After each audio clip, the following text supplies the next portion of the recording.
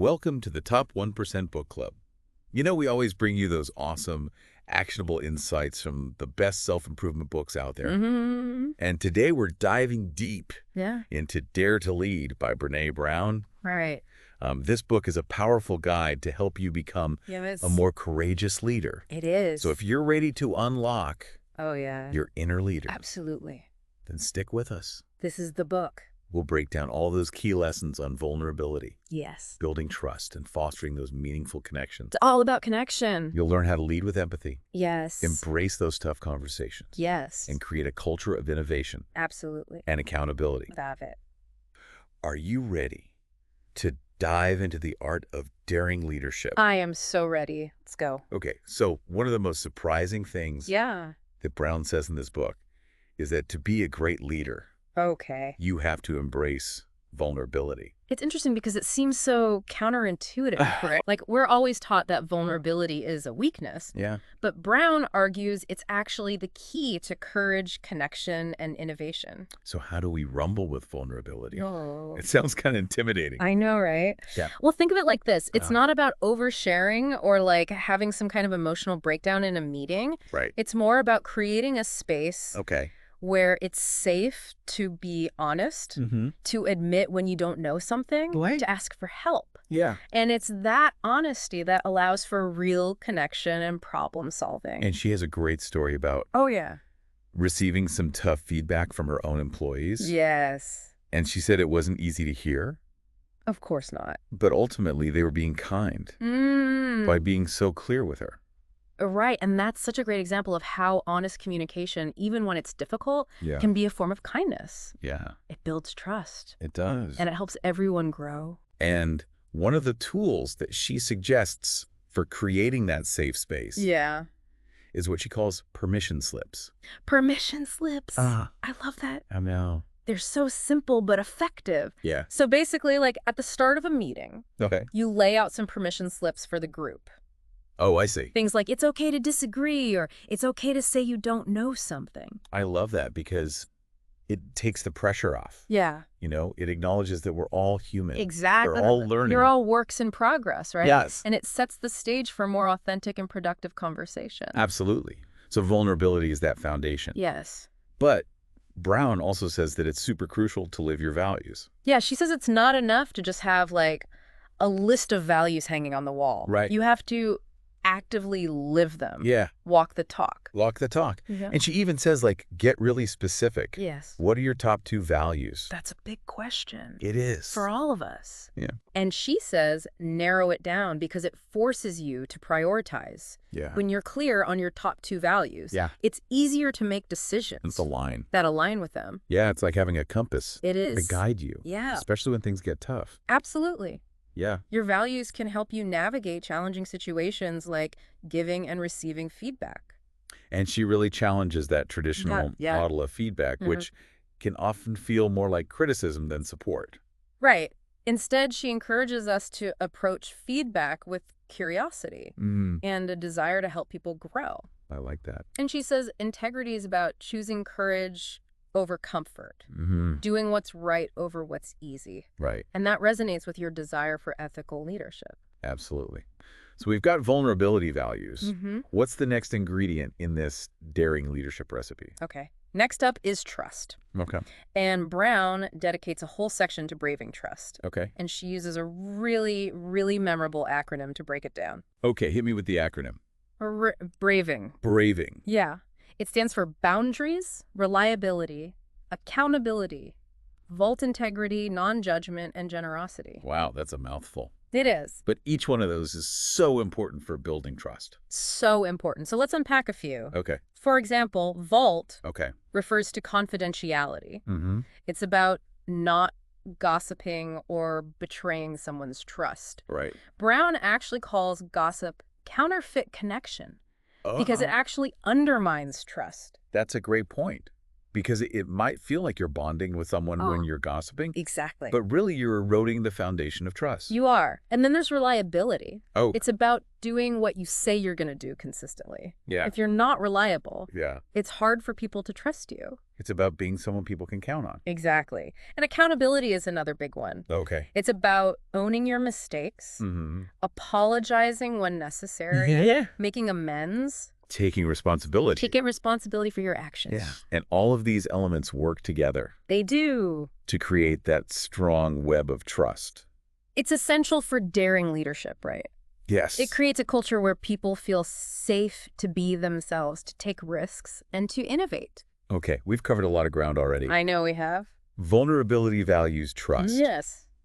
I feel like I'm already more equipped to be a daring leader. Yeah. But I know there's more to come. There's so much more. Let's keep going. Okay, so we've been talking about those foundations of daring leadership. Vulnerability values trust. Right. Like, what happens when things get tough? That's what I want to know. Yeah. Because no leader's perfect. No. We're all going to stumble at some point. Absolutely. And Brown doesn't shy away from that. Right. She dedicates a whole section of Dare to Lead to learning to rise, which is all about building resilience and bouncing back from those inevitable stumbles. I love that she uses the analogy of skydivers.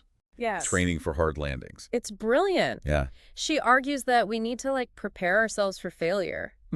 Just like skydivers meticulously train for those unexpected moments. Yes. Companies should be teaching their leaders how to fail before they actually crash and burn. That makes so much sense. It does. Because we need to normalize failure as part of the learning process. It's part of the process. Rather than seeing it as something to be ashamed of. Exactly. It's about creating a culture where failing is seen as an opportunity to learn and grow. Right. Rather than a reason to shame or blame someone. Absolutely. Yeah. This resonates with my desire to grow and learn. Yes. It's like in Brown's own company, resilience training is actually part of the onboarding process. Oh, wow. So from day one, that expectation of bravery is set. I love that. That's so smart. It is. It's about shifting the mindset from failure is bad to failure is data.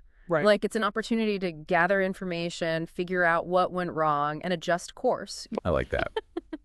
And Brown introduces this tool called the story I'm making up. Yes. Which I find so helpful. Oh my gosh, game changer. Yes. We all have a tendency to jump to conclusions, especially when we're stressed or feeling vulnerable. Yes. This tool helps us to reality check. Right. Those stories that we're telling ourselves. Yeah, because sometimes the story we're making up in our head is way worse. Oh, for sure. Than the actual reality. Way worse. Yeah. So the story I make up tool encourages us to pause, gather information, and ask, what's the real story here? It helps us get back to the facts and make better decisions. And Brown argues that one of the biggest obstacles to learning to rise is perfectionism. Perfectionism. Such a sneaky saboteur. I know. It masquerades as a virtue, but it's actually incredibly destructive. It prevents us from taking risks. Yes. Being vulnerable and truly learning and growing. It keeps us small. Yes. It keeps us stuck. It does. Brown says perfectionism is often fueled by shame. This fear of not being good enough. Right. It's like we're wearing this armor to protect ourselves, but it's also keeping us from connecting with others authentically. And she has this powerful quote. Oh, yeah. Somewhere along the way, perfectionists have adopted this dangerous and debilitating belief system. I am what I accomplish and how well I accomplish it. Ooh, that's good. It is. That really cuts to the heart of it. It does. When we tie our self-worth to our achievements, we set ourselves up for disappointment and exhaustion. So how do we break free from the grip of perfectionism? It's about embracing imperfection, recognizing that failure is part of life, and learning to be kind to ourselves. Yeah. It's about focusing on progress, not perfection. And that ties into her concept of grounded confidence. Yes. Which is where all this leads. Grounded confidence is the result of all the work we've been talking about. Right. It's a confidence that is rooted in self-awareness, vulnerability, and resilience. And it's not about being arrogant. No. Or thinking you're perfect. Not at all. It's about knowing your strengths and weaknesses. Yes. Being comfortable with who you are. Yes. And trusting in your ability to navigate the challenges. Absolutely. And Brown outlines these 3 actionable steps. Okay. For cultivating grounded confidence. I'm ready. Mastering the fundamentals. Okay. Responding, not reacting emotionally. and leading from self-awareness, not self-protection. Okay, break those down for me. Okay, so mastering the fundamentals means developing your skills and knowledge in whatever area you're leading. Right. The more competent you feel, the more confident you'll be. Makes sense. Right, confidence comes from competence. Totally. And responding, not reacting emotionally, means becoming aware of your triggers, learning to manage your emotions in a healthy way. Right. So instead of firing off that angry email when you're feeling triggered, stop. You take a step back, Breathe. Calm down, and then respond from a place of reason and clarity. Yes. Respond, don't react. And leading from self-awareness, not self-protection, means being honest with yourself and others about your strengths and weaknesses, owning your story, and not being afraid to be vulnerable. Show up authentically. Yes. And when you do that, you create a space for others to do the same. Absolutely. Which builds trust and connection. It all comes back to connection. And she defines grounded confidence as real, solid, and built on self-awareness and practice. I love that. And it's not something that happens overnight. It takes time. It takes time and effort to cultivate. But it's so worth it. It is. Because when you have grounded confidence, you can lead with courage, compassion, and authenticity. So this all sounds great in theory. Right. But how do we actually put these principles into practice? Yeah, that's a great question. What are some concrete tools and strategies we can use? That's something we'll explore in the final part of our Just Dive. We'll look at some specific tools like the permission slips and the braving inventory. Okay. And we'll discuss how to create a culture of courage in your own workplace. Sounds good. I'm ready to get tactical. Yeah. All right, so we've covered so much ground in our deep dive into dare to lead. I know, right? Vulnerability, values, trust, resilience, grounded confidence. A lot. It's like a roadmap for courageous leadership. It really is. And now it's time to put on our hiking boots and actually start walking the path. Let's do it. Let's talk about some specific tools and strategies that you can use to put these principles into practice. We touched on permission slips earlier. Yes. I'd love to hear a little bit more about how to actually use them. Absolutely. They sound so simple yet powerful. They really are. So imagine you're in a team meeting and everyone seems a little hesitant to speak up. Right. Or maybe there's a lot of passive-aggressive communication going on. Yes. That's the perfect time to use permission slips. So walk me through it. What do I actually say? Okay, so at the start of the meeting, you just say something like, hey, everyone, before we dive in, I want to lay out some permission slips for this conversation. Okay. It's okay to disagree respectfully. It's okay to say, I don't know. It's okay to ask for help. And it's okay to change your mind. It almost sounds like you're giving people permission to be human. That's exactly what it is. We're all imperfect. We're all learning. And it's okay to not have all the answers. And by acknowledging that up front, you create a safer space for people to be vulnerable and share their ideas. Yeah, and it sets the expectation for more honest and direct communication. Which is so essential for a culture of courage. Remember, a culture of courage isn't about avoiding conflict. Yeah. It's about addressing issues head on. Right. With respect and honesty. Another tool we discussed was the braving inventory. Yes. How can we use that in a practical way? Yeah. Not just to assess trust in others, but also to build self-awareness. So the braving acronym: boundaries, reliability, accountability, vault integrity, non-judgment, and generosity. That's a great framework for reflection, both individually and as a team. So I could use it as a personal checklist. Absolutely. Am I being reliable? Am I respecting other people's boundaries? Yes. It's a way to identify your strengths and areas where you might need to grow. And you can also use it as a starting point for conversations about trust with your team. Imagine having a team meeting where you go through each element of braving. Yes. And discuss how it shows up in your team dynamics. I love that idea. It creates a shared language and a framework for building trust. It could even be a recurring agenda item to check in on how you're doing as a team. One of the biggest takeaways for me from Dare to Lead is this idea of choosing courage over comfort. It's so good. Such a simple phrase, but it really resonated with me. It's powerful, right? Yeah. It's a reminder that growth and progress often require us to step outside of our comfort zones. Right. To be a daring leader, you have to be willing to be uncomfortable. Brown talks about the difference between fitting in and belonging, and I found that really insightful. She says fitting in is about conforming, about being like everyone else. Right. But belonging is about being accepted for who you are, flaws and all. And true belonging can only happen in a culture of courage. So it's not about trying to please everyone or hide your true self. No. It's about being authentic. Yes. And allowing others to do the same. Absolutely. And that creates a much more vibrant and innovative environment. So we've talked about how to build courage. Mm-hmm. But what about when we inevitably face setbacks or failures? Yeah. How do we bounce back from those hard landings? So Brown offers this really helpful three-step process. Okay. The reckoning, the rumble, and the revolution. Yeah. Think of it as like a cycle of reflection, learning, and growth. I like that. Walk me through it. Okay, so the reckoning is that moment when you realize you're emotionally hooked. You're like caught up in a negative thought spiral. Right. It's about noticing those stories you're telling yourself and asking, is this story true? And is it helpful? So it's about becoming aware of our own self-talk and challenging those negative thought patterns. Exactly. Then comes the rumble. Okay. This is where you get curious. Okay. You dig deeper into your reactions and the stories you're making up. Okay.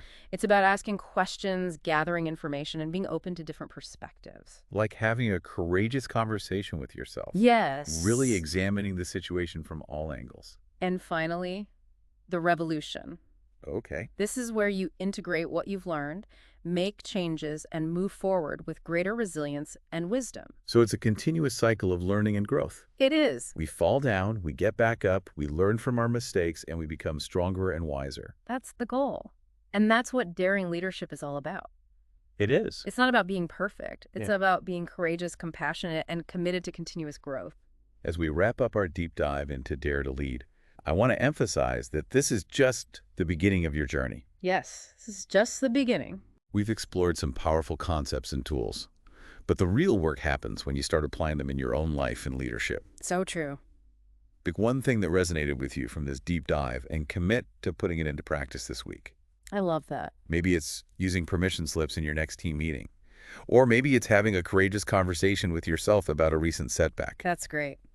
Remember, daring leadership is a practice, not a destination. It's a commitment to showing up every day with courage and compassion, even when it's hard. It's so worth it. It is. And it's a journey that's worth taking because when we dare to lead, we create a ripple effect of positivity that can transform not only our own lives, but the lives of those around us. Yes, absolutely. So go forth, brave leader. Make a difference. And make a difference in the world. The world needs you. The world needs your courage, your compassion, and your leadership. And that concludes our deep dive into Brene Brown's Dare to Lead. We hope you found it insightful and inspiring. Until next time, keep daring greatly.